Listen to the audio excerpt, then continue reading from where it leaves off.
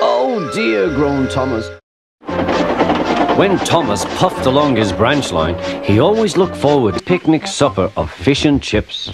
Every time he met another engine, he would say, "I want to fish." But they all had the same answer, no. One day he stopped as usual to take in water at the station by the river. "Out of fish? Bother," said Thomas. "I'm thirsty."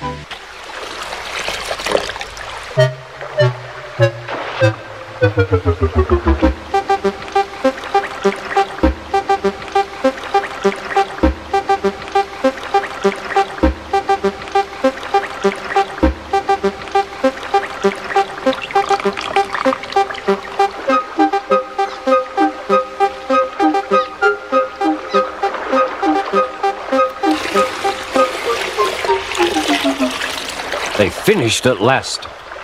That's good, puffed Thomas. Suddenly, Thomas began to feel a pain in his boiler. Steam began to hiss from his safety valve in an alarming way. They stopped just outside the last station, uncoupled Annie and Clarabel, and ran Thomas, who was still hissing fit to burst, on a siding right out of the way.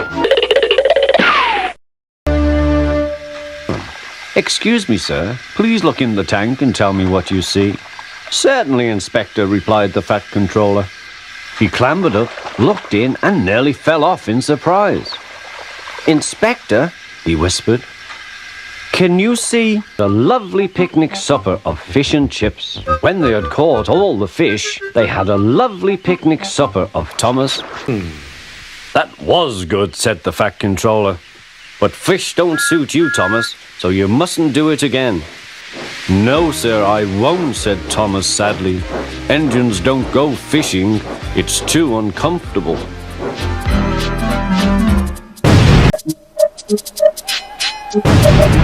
Thomas the Tank Engine wouldn't stop being a nuisance. Night after night he kept the other engines awake. "I'm tired of pushing coaches. I want to see the world." The other engines didn't take much notice, but Thomas was a little engine with a long tongue.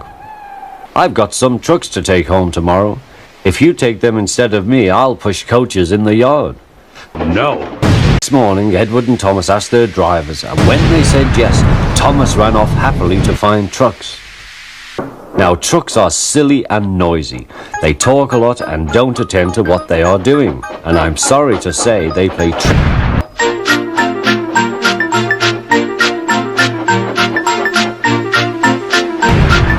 The shunter fastened the coupling, and when the signal dropped, Thomas was ready. The guard blew his whistle. "Peep, peep," answered Thomas, and started off. Come on," he puffed. All right, don't fuss, all right, don't fuss," grumbled the trucks. "I've lost my nice guard." Thomas began going faster and faster. "Whee!" he whistled as he rushed through Henry's tunnel.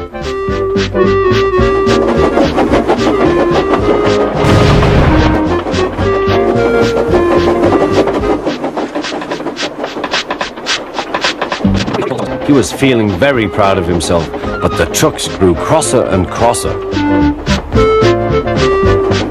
At last, Thomas slowed down as he came to Gordon's Hill.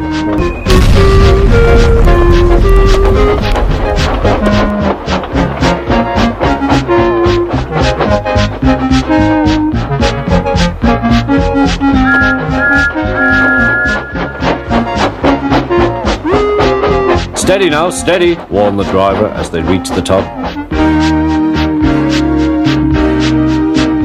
He began to put on the brakes. We're stopping," called Thomas.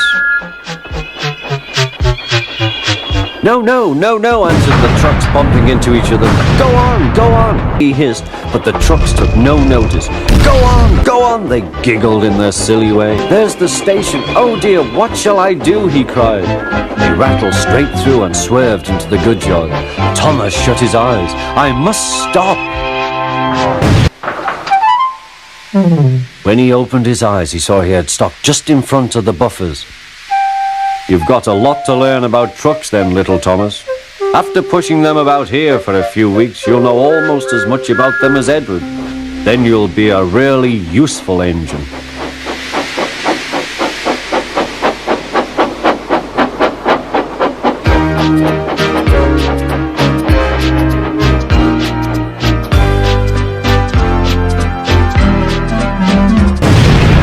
Thomas is a tank engine who lives at a big station on the island of Sodor.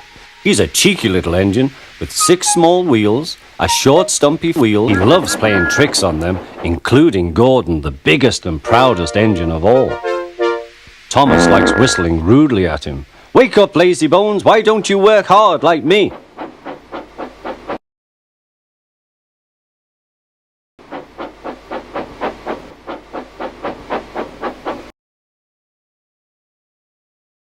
Instead of going to sleep again, Gordon thought going to sleep again, very tired. He fussed into the station where Gordon was waiting. "Hurry up, you," said Gordon. "No," replied Thomas. Gordon began making his plan. "Hurry up, you." "Yes," said Gordon, "I will." And almost before the coaches had stopped moving, Gordon reversed quickly and was coupled to the train. "Get in quickly, please." What happened then, no one knows. Faster and faster, too fast for Thomas. He wanted to stop, but he couldn't. "Peep, peep, stop, stop, stop, stop, stop." "Hurry, hurry, hurry," laughed Gordon. "You can't get away, you can't get away," laughed the coaches. "Stop, stop, stop, stop, stop, stop, stop, stop, stop, stop, stop, stop, stop, stop." Poor Thomas was going faster than he had ever gone before. He was out of breath and his wheels hurt him, but he had to go on. "I shall never be the same again," he thought sadly. "My wheels will be quite worn out." Stop, stop, stop.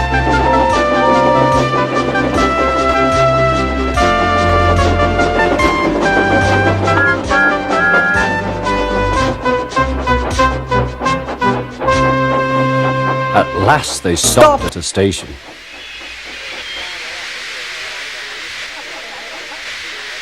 "Stop! You're going the wrong way." Thomas was uncoupled and he felt very silly and exhausted. Next, he went on to a turntable, thinking of everyone laughing at him.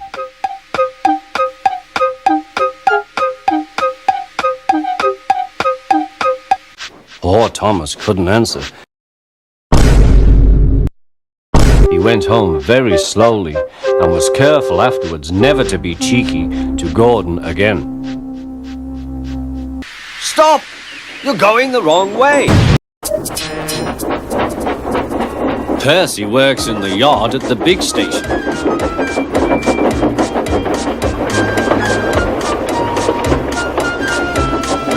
He loves to get him into trouble. One morning, he was very cheeky indeed. Next, it was James's turn. "Stay in the shed today, James. The fat controller will come."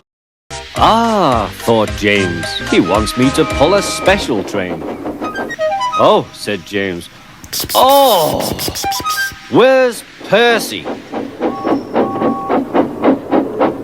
Percy had wisely disappeared.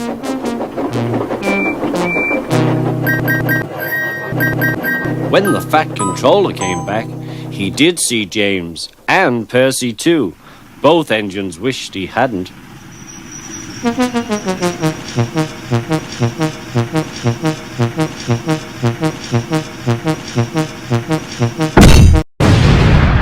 We can't be too careful about signals, but then I needn't say that to a really useful engine like you, Percy. Percy felt flattered. "We had spoken of backing signals," put in James. "I wonder what backing signals are," he thought. "Never mind, I'll manage." He came to a signal. Bother, it's at danger. The signal moved to show line clear. Its arm moved down instead of up. Percy had never seen that sort of signal before. Down means go and up means stop. So upper still must mean Gordon. Bruh. I know, it's one of those backing signals. "Come on, Percy," said his driver. "Off we go." "Stop! You're going the wrong way." "But it's a backing signal," Percy protested and told him about Gordon and James. The driver laughed. "Ha ha ha!" "Oh dear," said Percy. "Let's start quickly before they see us." He was too late. Gordon saw everything.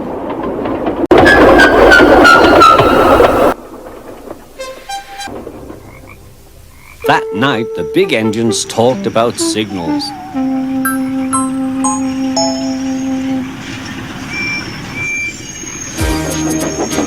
They thought the subject was funny. Percy thought they were being very silly. Thomas the Tank Engine was grumbling to the other engines. I spend my time pulling coaches about ready for you to take out on journeys. The other engines laughed. Why can't I pull passenger trains too? You're too fat, you need exercise. You'd be sure to leave something behind. Rubbish, said Thomas.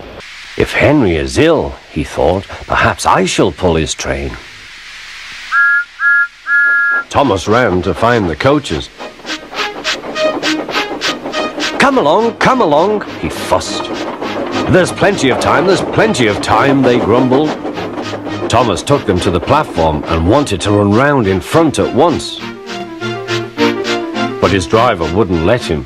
The guard and the station master told him about Henry. Find another engine, he ordered. There's only Percy, he said. You'll have to do it then, Percy. Be quick now. So Percy ran round to the front and back down on the coaches ready to start. Don't be impatient, said his driver. Wait till everything is ready. But Thomas was too excited to listen. What happened then, no one knows. Perhaps they forgot to couple Thomas to the train. Or perhaps the driver pulled the lever by mistake. Anyhow, Thomas started. As he passed the first signal box, men waved and shouted. But he didn't stop. Then he came to a signal at danger. Bother, he thought. I must stop, and I was going so nicely too. At the station, all the passengers were talking at once. They were telling the Fat Controller what a bad railway it was. But when Thomas came back, they saw how sad he was and couldn't be cross. He was coupled to the train, and this time he really pulled it.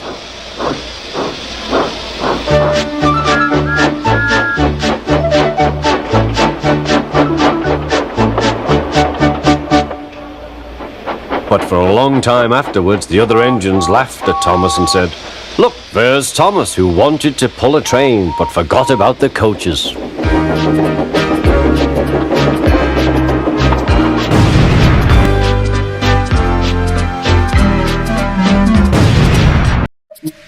Gordon was cross.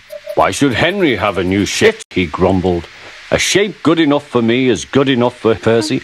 He goes gallivanting off to crew, leaving us to do his work, and comes back saying how happy he feels. It's disgraceful.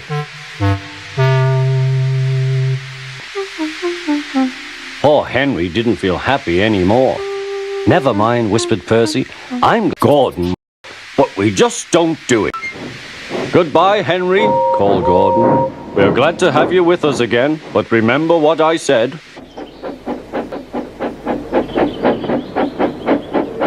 Later, Henry stopped at Edward's station. Hello, Henry, said Edward. You look splendid. I was pleased to hear your happy whistle yesterday. Thank you, Edward, smiled Henry. Shh, shh, shh, shh, shh, shh. Can you hear something? No.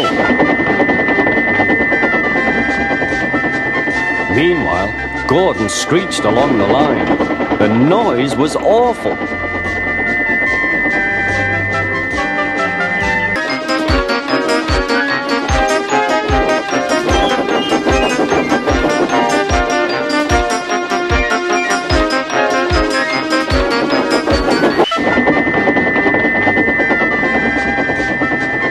Meanwhile,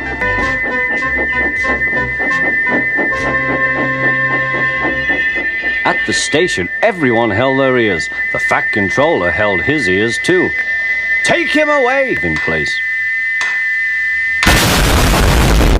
Next morning, Henry was enjoying himself enormously.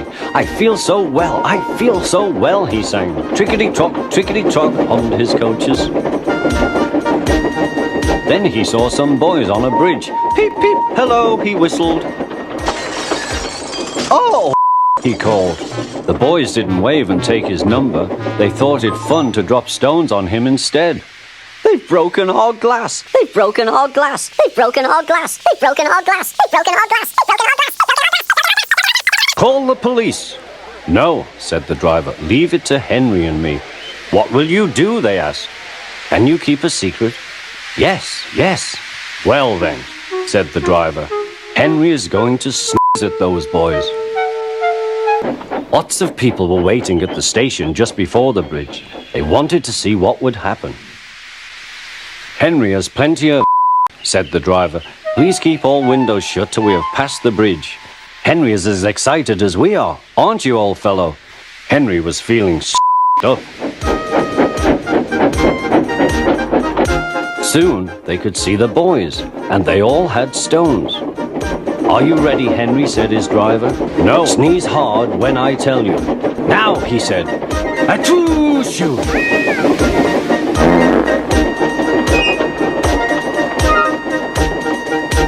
Well done, Henry, laughed his driver. He had taught Gordon and silly boys a lesson with a whistle and a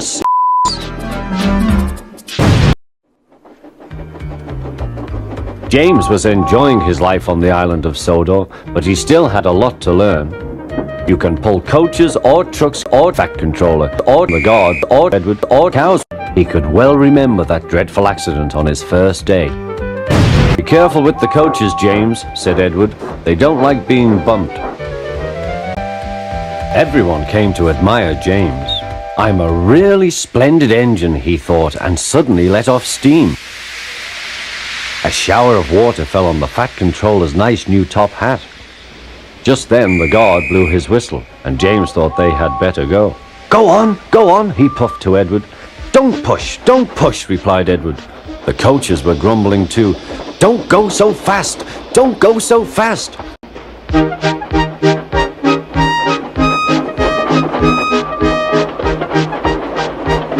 When at last they stopped at the next station, two coaches were beyond the platform. They had to go back to let the passengers out. But no one seemed to know about the Fat Controller's top hat. Edward and James passed the field where James had had his accident. The fence was mended and the cows were back again.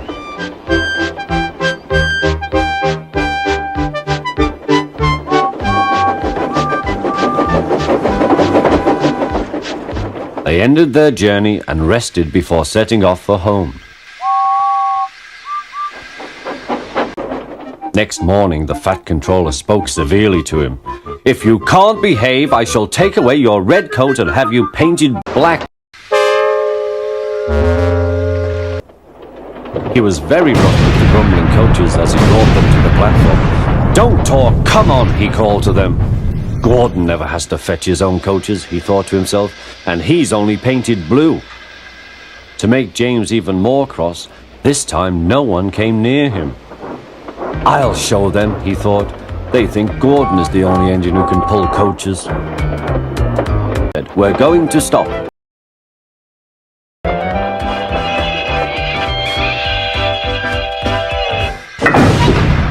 What's the matter? James asked his driver. The brakes are hauled on. Leak in the pipe, most likely. You've banged the coaches enough to make a leak in anything. How shall we mend it? Said the guard. We'll do it with newspaper and a leather bootlace, replied the driver. Well, where is the bootlace coming from? Asked the guard. At last he handed his laces over. The driver tied a pad of newspaper tightly round the hole in the brake pipe, and James was able to pull the train. But he was a sadder and wiser.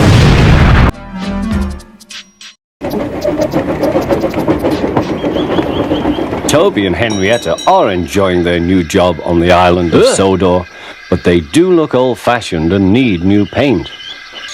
James, he asked, why are you red? Toby, I am never red. Ready for anything. You never see my paint dirty. Oh, said Toby innocently, that's why you once needed bootlaces, to be ready, I suppose.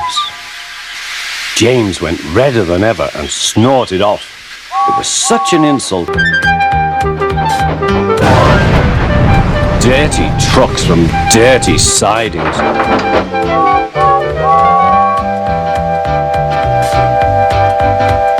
Blech!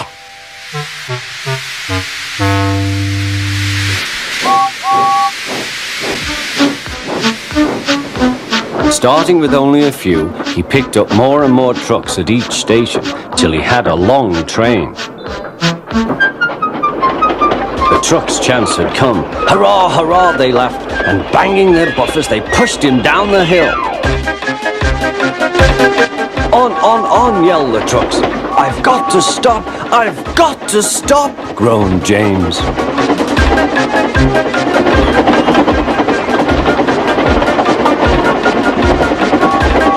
Through the station they thundered. Disaster lay ahead.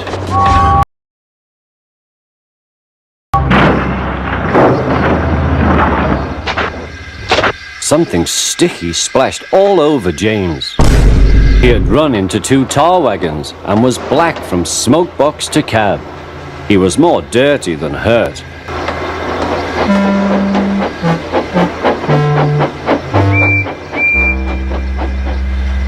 Toby and Percy were sent to help and came as quickly as they could. Look here, Percy. A grenade. Oh, fuck! Toby shall have a new coat of paint. Please, sir, can Henrietta have one too, said Toby. No. All James could do was watch Toby as he ran off happily with the news.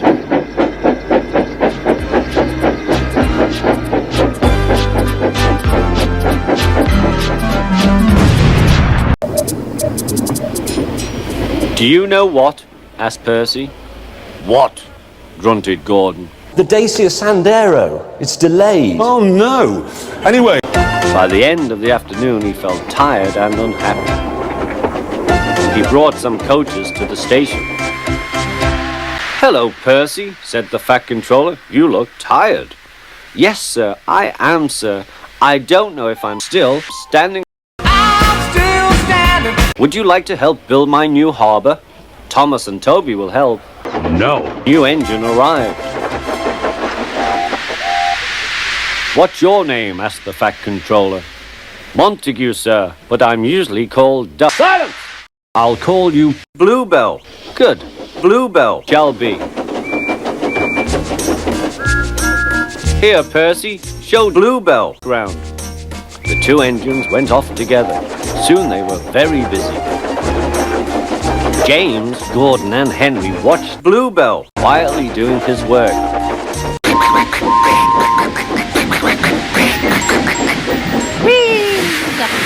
Smoke billowed everywhere.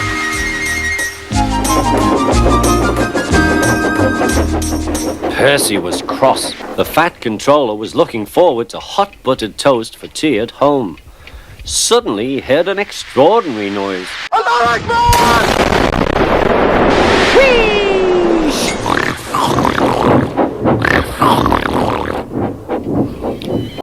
He said, and hurried to the yard. Duck, explain this behavior. Beg pardon, sir, but I'm a great West... Silence! You have caused a disturbance. Gordon, Henry, and James sniggered. As for you, thundered the Fat Controller. The scrapyard is full of rusty old cars and machinery. After Percy went away, Duck was left to manage alone. He did so, easily. Henry and Gordon were lonely. No, you're not. They had more work to do and had to fetch their own coaches. They didn't like that. We get no rest, we get no rest, they all complained. But the coaches only laughed. You're lazy and fat, you're lazy and fat, they answered. You don't understand, little Thomas. We tender engines have a nice new top hat. And for the Fat Controller to make us shunt trucks, fetch coaches, and go on some of those dirty sidings. Thomas chuckled. Disgraceful, Gordon hissed as he ran backwards to the turntable. The turntable was in a windy place close to the sea. Look, called some boys, there's a new tank engine. Oh, it's only Gordon back to front. Hello, called Thomas. Playing tank engines? Sensible engine. Take my advice, scrap your coaches. Gordon said nothing. Even James laughed when he saw him. Take care, hissed Gordon. You might stick too. No fear, chuckled James. I'm not so fat as you. I mustn't stick, thought James. He stopped on just the right place to balance the table. It could now swing easily. Gordon arrived in time to see everything.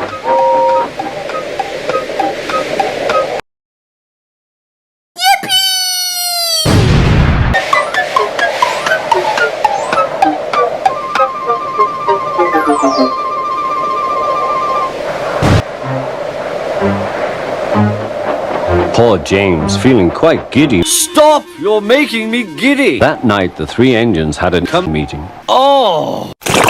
And to add to that, the fat controller makes us all shunt in dirty sidings.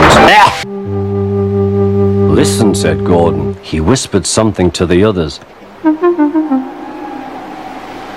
We'll do it tomorrow. The fat controller will look silly. The engines had decided to...